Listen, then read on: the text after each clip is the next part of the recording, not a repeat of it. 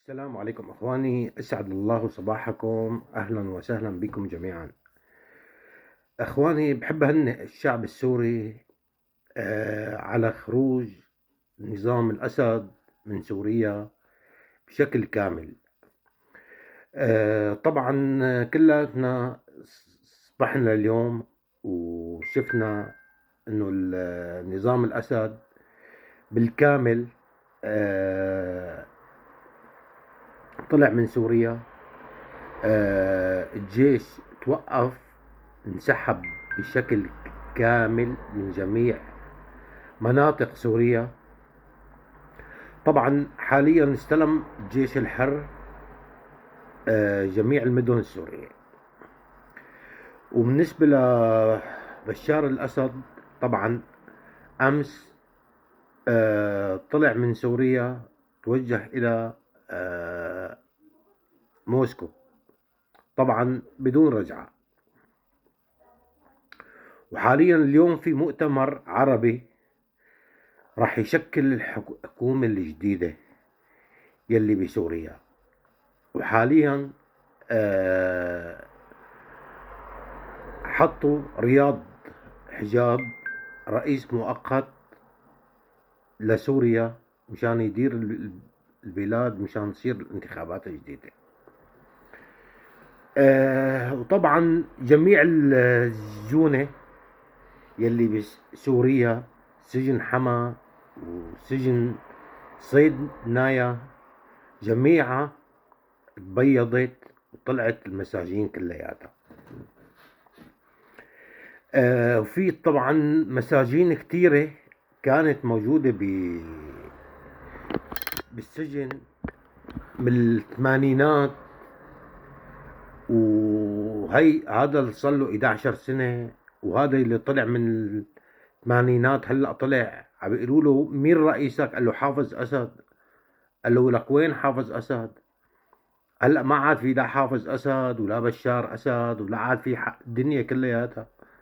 طالع يا حرام، ما عنده، ما بيعرف شيء، حتى رئيسه ما عرفان مين هو. نتمنى طبعا الفرحة هي تعم على كل السوريين يلي بسوريا واللي خارج سوريا. اخواني، اسمعوني كلمتين، وهي نصيحة مني إلكم. هلأ سوريا رح تكون سوريا جديدة، وسوريا مو مثل أول. سوريا حاليا خلص رح يستلم رئيس جديد، والرئيس الجديد طبعا حاليا انتو يلي تنتخبوه. وطبعا كلاتنا بدنا رئيس جديد يحقق لنا الأمن والأمان، وشو اسمه انه الرواتب تزيد، والامور تتحسن، ظروف الشعب تتحسن، والعمار يتعمر، والدم الشعبي اللي راح طبعا هذا ما حد بيعوضه نهائيا. كنوز الدنيا كلها ما بتتعوض. والناس اللي تهجرت، يعني انا بشكل عام عندي اقتراح لكم حلو. لما بدها تصير الانتخابات الجديدة،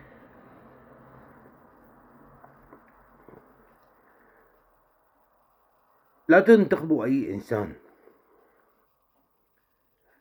انتخبوا الانسان يلي شو بده يساوي للبلد، شو بده يساوي اول شي للمواطن.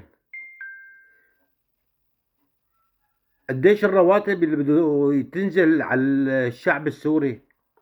مو طبعا 200 ألف ولا 300 ألف ولا 400 ألف. وثروات البلد يلي انتهبت كلياتها. اخواني، هلا نحن سوريا بال 2011 اعلنت اكتفاء ذاتي.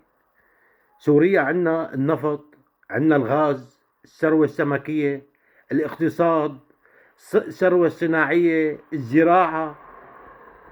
في اكتفاء ذاتي لسوريا. نحن بدنا رئيس هلأ حاليا، رئيس حق وحقيقي، يكون يوزع ثروات البلد للشعب السوري.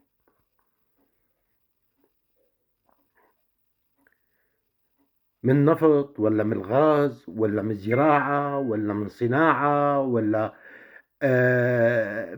كتير شغلات، لأنه بلدنا ما محتاجة شيء، وما محتاجة اقتصاد، وما محتاجة إنه مثلا نجيب من برا. الصناعة موجودة عندنا، البترول موجود عندنا، الغاز موجود عندنا. طبعا هاي الثروات لحالها حقها مليارات. هاي المليارات بدها تتقسم على الشعب السوري.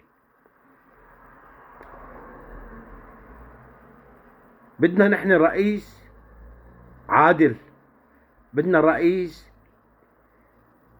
كل بلد أو كل بيت أو كل عائلة ينزل له مبلغ معين من ثروات البلد.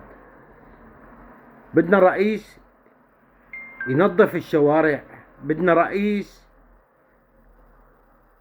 يعمر المباني يلي وقعت، بدنا رئيس يقوي الشعب السوري، بدنا رئيس يعمل جيش قوي للشعب السوري، بدنا رئيس يعطي عدالة خارجية وداخلية. هذا مطالب الشعب السوري. وغير هيك لما بيجيبوكم رئيس وبيحطوكم بيقولوكم هذا هو الرئيس،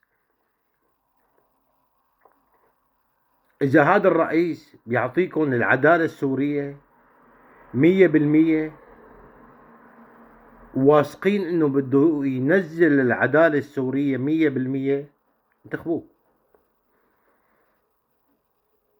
أما لما بيجي رئيس بيقلكم بدي خليكم الأمن والأمان بس، نحن شو بدنا بالأمن والأمان؟